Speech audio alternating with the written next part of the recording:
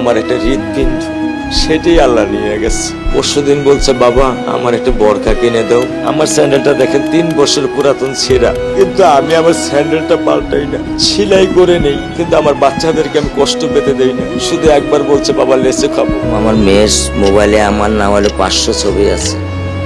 আমি এখনো সাহস পাইনি আমার মেয়ের একটা ছবি বের করে দেখতে। আমার সে সাহস নাই। আমি সেই সাহস হারাই ফেলছি, কারণ ও আমার ছিল হৃৎপিণ্ড। ওর জীবনে এমন কোনো চাওয়া নাই যেটা আমি পূরণ করি নাই। পরশুদিন বলছে, বাবা আমার একটা বরখা কিনে দাও। আমার চাচাতো ভাই বললো, ভাই ইসলামপুর থেকে 300-400 টাকা পাওয়া যায়। আমি সাথে সাথে মিনি মার্কেট থেকে আমি 1000 টাকা দিয়ে আমার মেয়েকে বরখা এনে দিচ্ছি।